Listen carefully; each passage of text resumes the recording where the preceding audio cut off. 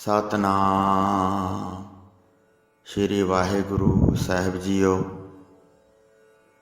ਪਰਮ ਸਨਮਾਨਿਓ ਗੁਰੂ ਰੂਪ ਗੁਰੂ ਖਾਲਸਾ ਸਾਧ ਸੰਗਤ ਜੀ, ਵਾਹਿਗੁਰੂ ਜੀ ਕਾ ਖਾਲਸਾ ਵਾਹਿਗੁਰੂ ਜੀ ਕੀ ਫਤਿਹ।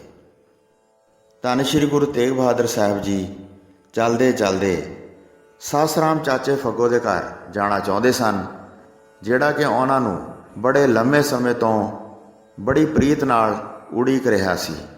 ਆਪਣੇ ਸਿੱਖ ਦਾ ਪ੍ਰਣ ਪੂਰਾ ਕਰਨ ਵਾਸਤੇ ਗੁਰੂ ਜੀ ਜਾ ਰਹੇ ਸਨ। ਮਾਤਾ ਨਾਨਕੀ ਜੀ ਆਪਣੀ ਨੌਂ ਸਮੇਤ ਡੋਲਿਆਂ, ਪਾਲਕੀਆਂ ਅਤੇ ਰੱਥਾਂ ਵਿੱਚ ਸ਼ੋਭ ਰਹੇ ਸਨ।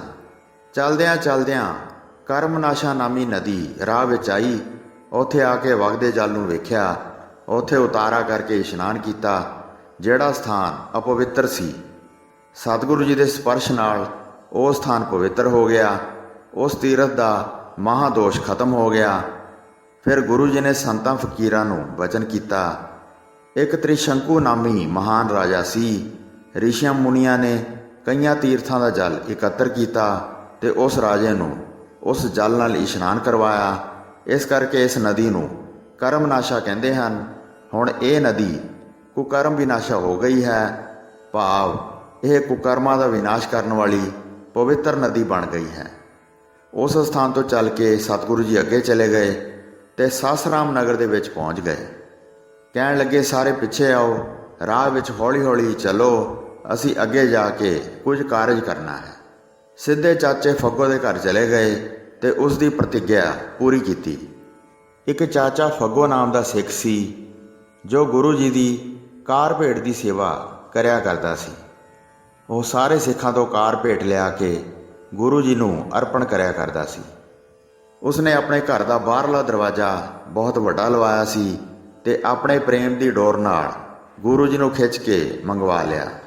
ਘੋੜੇ ਤੇ ਚੜ੍ਹੇ ਹੋਏ ਹੀ ਘਰ ਦੇ ਵਿਹੜੇ ਵਿੱਚ ਆ ਗਏ। ਜਿਸ ਤਰ੍ਹਾਂ ਚਾਚੇ ਫੱਗੋ ਨੇ ਪ੍ਰੀਤ ਵਧਾ ਕੇ ਪ੍ਰਣ ਧਾਰਨ ਕੀਤਾ ਸੀ।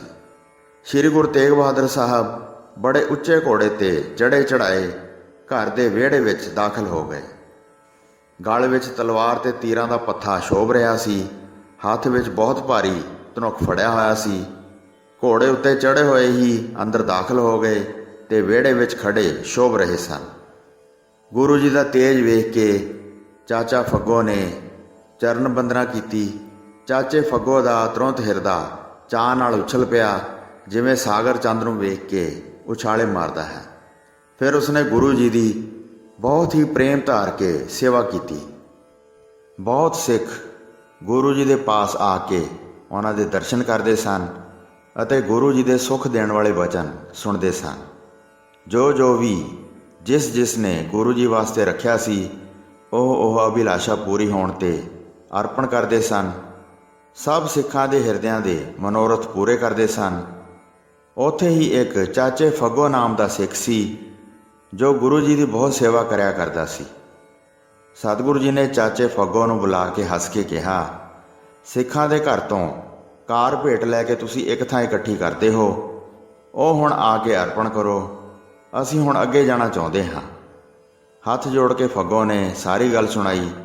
ਜੋ ਕਾਰ ਭੇਟ ਮੈਂ ਪਹਿਲਾਂ ਇਕੱਠੀ ਕੀਤੀ ਸੀ, ਉਹ ਮੈਂ ਸਾਰੀ ਗਿਣ ਕੇ ਪੈਸੇ ਤੱਕ ਬਹੁਤ ਵਾਰ ਹੁੰਡੀ ਬਣਾ ਕੇ ਆਪ ਜੀ ਦੇ ਪਾਸ ਪਹੁੰਚਾਉਂਦਾ ਰਿਹਾ ਹਾਂ। ਆਪ ਪਾਸੋਂ ਕੋਈ ਵੀ ਗੱਲ ਗੁੱਝੀ ਨਹੀਂ ਹੈ। ਹੁਣ ਬਾਕੀ ਜਿੰਨਾ ਧਨ ਇਕੱਠਾ ਕੀਤਾ ਹੈ, ਉਹ ਸਾਰਾ ਆਪ ਜੀ ਨੂੰ ਦੇਣਾ ਚਾਹੁੰਦਾ ਹਾਂ। ਇਸ ਤਰ੍ਹਾਂ ਕਹਿ ਕੇ ਉਸਨੇ ਧਨ ਲਿਆ ਕੇ ਦਿੱਤਾ, ਜੋ ਧਨ ਸਿੱਖਾਂ ਪਾਸੋਂ ਲੈ ਕੇ ਇਕੱਠਾ ਕੀਤਾ ਸੀ। ਇਹ ਵੇਖ ਕੇ ਸਤਿਗੁਰੂ ਜੀ ਨੇ ਉਸ ਨੂੰ ਕਿਹਾ, ਹੋਰ ਲਿਆਓ ਜੋ ਬਾਕੀ ਰਿਹਾ ਹੈ। ਸਾਡੇ ਵਾਸਤੇ ਜੋ ਕੁਝ ਵੀ ਕਿਸੇ ਨੇ ਦਿੱਤਾ ਹੈ, ਉਹ ਲਿਆ ਕੇ ਹੁਣ ਸਾਨੂੰ ਦਿਓ, ਜੋ ਤੁਸੀਂ ਆਪਣੇ ਹੱਥੀਂ ਪ੍ਰਾਪਤ ਕੀਤਾ ਹੈ। ਇਹ ਸੁਣ ਕੇ ਫੱਗੋ ਆਪਣੇ ਮਨ ਵਿੱਚ ਬਹੁਤ ਹੈਰਾਨ ਹੋਇਆ। ਇਹ ਸਤਿਗੁਰੂ ਜੀ ਨੇ ਕੀ ਵਚਨ ਕੀਤਾ ਹੈ? ਮੇਰੇ ਪਾਸ ਤਾਂ ਹੁਣ ਕੁਝ ਨਹੀਂ ਰਿਹਾ ਹੈ। ਇਹ ਕਿਵੇਂ ਮੰਗਦੇ ਹਨ? ਹਿਰਦੇ ਵਿੱਚ ਕੀ ਜਾਣਿਆ ਹੈ? ਇਹ ਝੂਠੇ ਬਚਨ ਤਾਂ ਕਦੀ ਵੀ ਕਹਿ ਨਹੀਂ ਸਕਦੇ। ਮੇਰੇ ਪਾਸ ਕੁਝ ਰਿਹਾ ਨਹੀਂ, ਇਹ ਗੱਲ ਵੀ ਸੱਚੀ ਹੈ। ਚਿੱਤ ਵਿੱਚ ਬੀਤੇ ਹੋਏ ਸਮੇਂ ਬਾਰੇ ਵਿਚਾਰ ਕਰ ਰਿਹਾ ਸੀ। ਇੱਕ ਸਿੱਖਣੀ ਦਾ ਕੌਤਕ ਜਾਂ ਕਰਨੀ ਯਾਦ ਕੀਤੀ। ਹੇ ਪ੍ਰਭੂ ਜੀ, ਜੋ ਮੈਂ ਨਹੀਂ ਦਿੱਤਾ ਹੈ, ਆਪ ਯਾਦ ਕਰਵਾ ਕੇ ਜਿਸ ਨੂੰ ਲੈਣਾ ਚਾਹੁੰਦੇ ਹੋ, ਇੱਕ ਦਿਨ ਮੈਂ ਇੱਕ ਸਿੱਖ ਦੇ ਘਰ ਗਿਆ ਤੇ ਸਿੱਖ ਨੂੰ ਘਰ ਵਿੱਚ ਨਾ ਵੇਖਿਆ। ਉਸ ਦੀ ਸਿੱਖਣੀ ਘਰ ਸੀ। ਉਸ ਨੂੰ ਮੈਂ ਕਿਹਾ, ਗੁਰੂ ਜੀ ਦੀ ਕਾਰ ਭੇਟ ਦਿਓ ਜੋ ਤੁਸੀਂ ਘਰ ਵਿੱਚ ਰੱਖੀ ਹੈ। ਉਹ ਕਹਿਣ ਲੱਗੀ, ਸਿੱਖ ਘਰ ਵਿੱਚ ਨਹੀਂ ਹੈ, ਕੁਝ ਵੀ ਦੇਣ ਵਾਸਤੇ ਪਾਸ ਨਹੀਂ ਹੈ, ਕੀ ਕਰਾਂ। ਇਹ ਸੁਣ ਕੇ ਫਿਰ ਮੈਂ ਉਸ ਨੂੰ ਕਿਹਾ, ਜੋ ਕੁਝ ਵੀ ਹੈ ਆਪਣੇ ਪਾਸੋਂ ਦੇ ਦਿਓ, ਜੋ ਵੀ ਦਿਓਗੇ ਉਹ ਮੈਂ ਲੈ ਜਾਵਾਂਗਾ ਤੇ ਸਤਿਗੁਰੂ ਜੀ ਦੇ ਪਾਸ ਪਹੁੰਚਾ ਦਿਆਂਗਾ। ਨਿਰਧਨ ਸਿੱਖ ਗਰੀਬ ਦਾ ਘਰ ਸੀ, ਪਰਾਇਆ ਕੰਮ ਕਰਕੇ ਝੱਟ ਲੰਘਾਉਂਦਾ ਸੀ। ਮੇਰੇ ਬਚਨ ਸੁਣ ਕੇ ਉਹ ਗੁੱਸੇ ਵਿੱਚ ਆ ਗਈ। ਉਸ ਸਮੇਂ ਇਸ ਤਰ੍ਹਾਂ ਕਹਿਣ ਲੱਗੀ, ਜੇ ਤੁਸੀਂ ਘਰੋਂ ਖਾਲੀ ਨਹੀਂ ਜਾਣਾ ਹੈ ਤਾਂ ਵਿਹੜੇ ਵਿੱਚ ਕੂੜਾ ਪਿਆ ਹੈ, ਉਹ ਲੈ ਜਾਓ। ਹੋਰ ਤੁਹਾਡੇ ਹੱਥ ਵਿੱਚ ਕੀ ਦੇਵਾਂ, ਮੇਰਾ ਮਾਲਕ ਕੁਝ ਵੀ ਕਮਾ ਕੇ ਨਹੀਂ ਲਿਆਇਆ। ਮੈਂ ਇਹ ਸੁਣ ਕੇ ਫਿਰ ਬੇਨਤੀ ਕੀਤੀ, ਜੇ ਤੇਰੇ ਹਿਰਦੇ ਵਿੱਚ ਇਹੋ ਭਾਵਨਾ ਹੈ ਤਾਂ ਇਹ ਹੀ ਦੇ ਦਿਓ।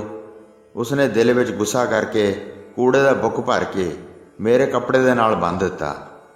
ਉਹ ਕੂੜਾ ਮੈਂ ਉਸੇ ਰੀਤੀ ਨਾਲ ਆਪਣੇ ਘਰ ਲਿਆਇਆ। ਘਰ ਵਿੱਚ ਆ ਕੇ ਆਪਣੇ ਪੱਲੇ ਨੂੰ ਖੋਲ੍ਹਿਆ ਤੇ ਕੂੜੇ ਨੂੰ ਧਰਤੀ 'ਤੇ ਡਿੱਗਿਆ। ਇੱਕ ਬੇਰੀ ਦੇ ਫਲ ਦੀ ਵੱਡੀ ਗਿਟਕ ਡਿੱਗੀ। ਉਹ ਗਿਟਕ ਮੈਂ ਇਸ ਥਾਂ ਬੀਜ ਦਿੱਤੀ। ਇਸ ਤੋਂ ਇਹ ਬੇਰੀ ਦਾ ਬੂਟਾ ਉੱਗਿਆ। ਤੁਸੀਂ ਵੇਖਿਆ ਹੈ, ਤੁਸੀਂ ਅੰਤਰਜਾਮੀ ਹੋ, ਸਭ ਜਾਣ ਲਈ ਹੈ। ਕਾਰ ਭੇਟ ਆਪ ਦੀ ਇਹੋ ਨਿਸ਼ਾਨੀ ਹੈ। ਇਹ ਲੈ ਲਵੋ ਤੇ ਸਿੱਖ ਦੀ ਸਹਾਇਤਾ ਕਰੋ। ਗੁਰੂ ਦੀ ਅੰਸ਼ ਇਹ ਬੇਰੀ ਦਾ ਬੂਟਾ ਉਪਜਿਆ ਹੈ। ਬਹੁਤ ਸਿੱਖਾਂ ਵਿੱਚ ਇਹ ਕਥਾ ਸੁਣ ਕੇ ਗੁਰੂ ਜੀ ਬਹੁਤ ਪ੍ਰਸੰਨ ਹੋਏ ਤੇ ਉਹਨਾਂ ਨੇ ਕਿਹਾ, ਹੇ ਸਿੱਖ, ਤੂੰ ਇਸ ਧਰਤੀ 'ਤੇ ਧਨ ਹੈ। ਗੁਰਮੁਖ ਪਰ ਸਵਾਰਥ ਕਰਦੇ ਹਨ ਤੇ ਹਿਰਦੇ ਵਿੱਚ ਲੋਭ ਹੰਕਾਰ ਨਹੀਂ ਧਾਰਨ ਕਰਦੇ ਹਨ। ਗੁਰੂ ਕਾਰਜ ਨੂੰ ਆਰੰਭ ਕਰਦੇ ਹਨ। ਹੇ ਫੱਗੋ, ਤੁਸੀਂ ਸਿੱਖੀ ਨੂੰ ਸੰਭਾਲਣ ਵਾਸਤੇ ਖੰਭਿਆਂ ਦੇ ਖੰਭੇ ਹੋ। ਤੁਸੀਂ ਭਵ ਸਾਗਰ ਨੂੰ ਪਾਰ ਕਰ ਗਏ ਹੋ ਤੇ ਹੋਰ ਅਨੇਕਾਂ ਦਾ ਉਧਾਰ ਵੀ ਕਰੋਗੇ। ਅਸੀਂ ਤੇਰੀ ਗਤੀ ਪ੍ਰਗਟ ਕਰਨੀ ਚਾਹੁੰਦੇ ਸੀ। ਬਹੁਤ ਸਿੱਖਾਂ ਦੇ ਸਮੂਹ ਵਿੱਚ ਤੁਸੀਂ ਹੁਣੇ ਇਹ ਕਥਾ ਸੁਣਾਈ ਹੈ। ਜਿਹੜੇ ਆਪਣੇ ਅਨੇਕਾਂ ਗੁਣ ਤੇ ਪਰਾਏ ਦੇ ਦੋਸ਼ ਸੰਤੋਖ ਸਹਿਤ ਛੁਪਾਉਣਾ ਚਾਹੁੰਦੇ ਹਨ, ਉਹੀ ਸਿੱਖ ਹੀ ਮੈਨੂੰ ਭਲੀ ਪ੍ਰਕਾਰ ਪਿਆਰੇ ਹਨ। ਹਰ ਸਾਹ ਵਿੱਚ ਉਹ ਮੇਰਾ ਸਿਮਰਨ ਕਰਦੇ ਹਨ। ਹੇ ਭਾਈ ਫੱਗੋ, ਤੂੰ ਇੱਕ ਗੁਰਮੁਖ ਸਿੱਖ ਹੈ। ਭਵਿੱਖ ਵਿੱਚ ਜਿਹੜੇ ਸਿੱਖ ਤੇਰੀ ਇਹ ਕਥਾ ਸੁਣਨਗੇ, ਉਹਨਾਂ ਨੂੰ ਸਿੱਖੀ ਪ੍ਰਾਪਤ ਹੋਵੇਗੀ। ਕਾਮ, ਕ੍ਰੋਧ, ਹੰਕਾਰ ਆਦਿ ਕੁਝ ਵੀ ਨਹੀਂ ਰਹੇਗਾ। ਇਹ ਸੁਣ ਕੇ ਸੰਗਤ ਨੇ ਬਚਨ ਕੀਤੇ। ਜਦ ਉਹਨਾਂ ਨੇ ਗੁਰੂ ਜੀ ਦੀ ਆਨੰਦ ਦਾ ਪ੍ਰਕਾਸ਼ ਕਰਨ ਵਾਲੀ ਮਹਿਮਾ ਜਾਣੀ, ਫਿਰ ਹੱਥ ਜੋੜ ਕੇ ਉਹਨਾਂ ਨੇ ਬੇਨਤੀ ਕੀਤੀ, ਹੇ ਪ੍ਰਭੂ ਜੀ, ਸਾਡੀ ਭਾਵਨਾ ਪੂਰੀ ਕਰੋ। ਕੁਝ ਸਿੱਖਾਂ ਨੇ ਮਿਲ ਕੇ ਪ੍ਰੇਮ ਨਾਲ ਤੁਹਾਡੇ ਵਾਸਤੇ ਬਾਹਰ ਇੱਕ ਬਾਗ ਲਾਇਆ ਹੈ। ਆੜੂ, ਅਮਰੂਦ ਅਤੇ ਅੰਬਾਂ ਦੇ ਦਰੱਖਤ ਹਨ। ਬ੍ਰਿਛਾਂ ਨੂੰ ਜਲ ਨਾਲ ਤਰ ਕੀਤਾ ਹੋਇਆ ਹੈ। ਚਾਰੇ ਪਾਸੇ ਹਰੀ ਹਰੀ ਘਾਹ ਖੜੀ ਹੈ। ਵੇਖਦਿਆਂ ਮਨ ਨੂੰ ਚੰਗੀ ਤਰ੍ਹਾਂ ਮੋਹਿਤ ਕਰਦੀ ਹੈ। ਰੰਗ ਬਰੰਗੀ ਵੱਡੀ ਫੁਲਵਾੜੀ ਖਿੜੀ ਹੈ। ਜਲ ਪਾ ਕੇ ਵਾੜੀ ਪਾਲੀ ਹੈ। ਬਾਗ ਦੇ ਵਿੱਚ ਸੁੰਦਰ ਚੌਕੋਨਾ ਥੜਾ ਹੈ। ਫਲਾਂ ਸਹਿਤ ਧਰਤੀ 'ਤੇ ਬ੍ਰਿਛ ਲੱਗੇ ਹਨ। ਆਪ ਜੀ ਉਸ ਥਾਂ ਜਾ ਕੇ ਚਰਨ ਪਾਓ। ਫਲਾਂ ਸਹਿਤ ਬਾਗ ਨੂੰ ਭਾਗਾ ਭਰਿਆ ਬਣਾਓ। ਇਸ ਤਰ੍ਹਾਂ ਦਾਸਾਂ ਦੀ ਬੇਨਤੀ ਸੁਣ ਕੇ ਤੇ ਸਾਰੀ ਸੰਗਤ ਦੀ ਪ੍ਰੀਤ ਜਾਣ ਕੇ ਘੋੜਿਆਂ ਉੱਤੇ ਕਾਠੀਆਂ ਪਵਾਈਆਂ ਤੇ ਆਪਣੇ ਸਿੱਖਾਂ ਸਹਿਤ ਤਿਆਰ ਹੋ ਗਏ। ਘੋੜਿਆਂ 'ਤੇ ਚੜ੍ਹ ਕੇ ਉਸ ਪਾਸੇ ਵੱਲ ਚਲੇ ਗਏ। ਅੱਗੇ ਭਲੀ ਪ੍ਰਕਾਰ ਕੀਰਤਨ ਹੋ ਰਿਹਾ ਸੀ। ਬਹੁਤ ਸੰਗਤ ਭਜਨ ਕਰ ਰਹੀ ਸੀ। ਗੁਰੂ ਜੀ ਦੇ ਉੱਥੇ ਪਹੁੰਚਣ 'ਤੇ ਉਹਨਾਂ ਨੇ ਦਰਸ਼ਨ ਕੀਤੇ। ਜਦ ਗੁਰੂ ਜੀ ਬਾਗ ਵਿੱਚ ਚੱਲ ਕੇ ਪਹੁੰਚੇ ਤਾਂ ਚਾਰੇ ਪਾਸਿਆਂ ਤੋਂ ਸਿੱਖਾਂ ਨੇ ਜੈ ਜੈਕਾਰ ਕਰ ਦਿੱਤੀ। ਜਿੱਥੇ ਸੁੰਦਰ ਸਥਾਨ ਬਣਾਇਆ ਸੀ, ਉੱਥੇ ਜਾ ਕੇ ਸਤਿਗੁਰੂ ਜੀ ਨੇ ਉਤਾਰਾ ਕਰ ਲਿਆ। ਫਿਰ ਉੱਥੇ ਲਿਆ ਕੇ ਇੱਕ ਸੁੰਦਰ ਪਲੰਗ ਢਾਇਆ ਤੇ ਚਾਰੇ ਪਾਸੇ ਵਿਛਾਉਣੇ ਵਿਛਾ ਕੇ ਫਰਸ਼ ਤਿਆਰ ਕਰ ਦਿੱਤਾ। ਆਨੰਦ ਸਹਿਤ ਗੁਰੂ ਜੀ ਉੱਥੇ ਬੈਠ ਗਏ। ਮਾਲੀ ਵਿਸ਼ਾਲ ਫੁੱਲਾਂ ਦੇ ਹਾਰ ਲਿਆਇਆ। ਹੋਰ ਫੁੱਲ ਵੀ ਬਹੁਤ ਰੰਗ ਬਰੰਗੇ ਖਿੜੇ ਸਨ। ਬਹੁਤ ਪ੍ਰਕਾਰ ਦੇ ਦਰੱਖਤ ਵਿਖਾਏ, ਜਿਹੜੇ ਸ਼੍ਰੀ ਸਤਿਗੁਰੂ ਜੀ ਵਾਸਤੇ ਲਗਵਾਏ ਸਨ। ਗੁਰੂ ਜੀ ਸਾਰਾ ਦਿਨ ਉਸ ਬਾਗ ਵਿੱਚ ਠਹਿਰੇ। ਵੇਖ ਵੇਖ ਕੇ ਸੰਗਤ ਬਹੁਤ ਪ੍ਰਸੰਨ ਹੋਈ। ਸਭ ਦੀ ਭਾਵਨਾ ਚੰਗੀ ਤਰ੍ਹਾਂ ਪੂਰੀ ਕੀਤੀ। ਜਿਹੜੇ ਵੀ ਆਪਣੇ ਦਿਲ ਵਿੱਚ ਮਨੋਰਥ ਧਾਰਨ ਕਰਦੇ ਸਨ, ਇੱਧਰ ਉੱਧਰ ਆਪਣੀ ਨਜ਼ਰ ਨੂੰ ਘੁਮਾਉਂਦੇ ਸਨ, ਬਾਗ ਦੀ ਸਾਰੀ ਬਣਤਰ ਨੂੰ ਵੇਖ ਰਹੇ ਸਨ। ਸਿੱਖਾਂ ਦਾ ਬਹੁਤ ਪ੍ਰੇਮ ਜਾਣ ਕੇ ਗੁਰੂ ਜੀ ਨੇ ਬਚਨ ਕੀਤਾ, ਤੁਸੀਂ ਨਿਹਾਲ ਹੋ ਗਏ ਹੋ। ਸ਼ਾਮ ਹੋਣ 'ਤੇ ਗੁਰੂ ਜੀ ਸਾਰੀ ਸੰਗਤ ਸਹਿਤ ਘੋੜਿਆਂ 'ਤੇ ਸਵਾਰ ਹੋ ਗਏ। ਹੌਲੀ ਹੌਲੀ ਫਿਰ ਨਗਰ ਵਿੱਚ ਆ ਗਏ। ਸਿੱਖ ਅਨੇਕ ਪ੍ਰਕਾਰ ਦੇ ਮਨ ਭਾਉਂਦੇ ਉਤਸਵ ਕਰ ਰਹੇ ਸਨ। ਇੱਕ ਧਰਮਸ਼ਾਲਾ ਵਿੱਚ ਜਾ ਕੇ ਉਤਾਰਾ ਕੀਤਾ, ਜਿਹੜੀ ਸਾਰੀ ਸੰਗਤ ਨੇ ਮਿਲ ਕੇ ਬਣਾਈ ਸੀ। ਫਿਰ ਗੁਰੂ ਜੀ ਸੁੰਦਰ ਪਲੰਗ ਉੱਤੇ ਬਿਰਾਜ ਗਏ। ਦਰਸ਼ਨ ਕਰ ਕਰਕੇ ਸਿੱਖਾਂ ਦੇ ਪਾਪ ਦੂਰ ਹੋ ਰਹੇ ਸਨ। ਦੀਪਕ ਬਾਲ ਕੇ ਆਰਤੀ ਦੀ ਸਾਜਨਾ ਕੀਤੀ। ਬਹੁਤ ਸੰਖਾਂ ਦੇ ਵੱਜਣ ਦੀ ਧੁਨੀ ਦੀ ਗਰਜ ਹੋਈ। ਫੁੱਲਾਂ ਦੀ ਵਰਸ਼ਾ ਵਰਸਾਉਂਦੇ ਸਨ। ਬਹੁਤ ਹਾਰ ਗਲ ਵਿੱਚ ਪਾਉਂਦੇ ਸਨ। ਬਹੁਤ ਸ਼ਬਦ ਕੀਰਤਨ ਕੀਤਾ। ਉਸ ਸਮੇਂ ਸਾਰੇ ਸਿੱਖ ਜਾਗਦੇ ਰਹੇ। ਜਿਸ ਦੇ ਘਰ ਦੀ ਵੀ ਕੋਈ ਵਸਤੂ ਆਈ ਸੀ, ਉਹ ਸ਼੍ਰੀ ਗੁਰੂ ਤੇਗ ਬਹਾਦਰ ਜੀ ਨੇ ਛਕ ਲਈ। ਜਿਹੜੇ ਵਿਅਕਤੀ ਪਦਾਰਥ ਲੈ ਕੇ ਆਏ ਸਨ, ਉਹਨਾਂ ਨੇ ਆਪਣਾ ਜਨਮ ਸਫਲ ਜਾਣਿਆ ਅਤੇ ਨਿਸ਼ਚੇ ਧਾਰ ਕੇ ਜਮਾਂ ਦੇ ਦੁੱਖ ਨੂੰ ਦੂਰ ਕੀਤਾ। ਧਰਮਸ਼ਾਲਾ ਵਿੱਚ ਵਿਸ਼ਰਾਮ ਕਰਕੇ ਜਦ 3 ਪਹਿਰ ਰਾਤ ਬੀਤ ਗਈ ਤਾਂ ਪ੍ਰਭੂ ਸਤਿਗੁਰੂ ਜੀ ਨੇ ਉੱਠ ਕੇ ਸ਼ੌਚਾਚਾਰ ਕੀਤਾ। ਫਿਰ ਨਿਰਮਲ ਜਲ ਨਾਲ ਇਸ਼ਨਾਨ ਕੀਤਾ। ਫਿਰ ਗੁਰੂ ਜੀ ਮਨ ਨੂੰ ਟਿਕਾ ਕੇ ਬੈਠ ਗਏ। ਫਿਰ ਸਿੱਖਾਂ ਨੇ ਆਸਾ ਦੀ ਵਾਰ ਦਾ ਕੀਰਤਨ ਕੀਤਾ ਤੇ ਪ੍ਰੇਮ ਦੇ ਸ਼ਬਦ ਛੰਤਾਂ ਸਹਿਤ ਗਾਏ ਤੇ ਸਵੇਰ ਹੁੰਦਿਆਂ ਭੋਗ ਪਾ ਦਿੱਤਾ। ਸ਼੍ਰੀ ਗੁਰੂ ਤੇਗ ਬਹਾਦਰ ਸਾਹਿਬ ਜੀ ਆਨੰਦ ਧਾਰ ਕੇ ਅੱਗੇ ਜਾਣਾ ਚਾਹੁੰਦੇ ਸਨ। ਸਾਰੇ ਵਾਹਨ ਤਿਆਰ ਕਰਕੇ ਗੁਰੂ ਜੀ ਤੁਰੰਤ ਅਸਵਾਰ ਹੋ ਗਏ।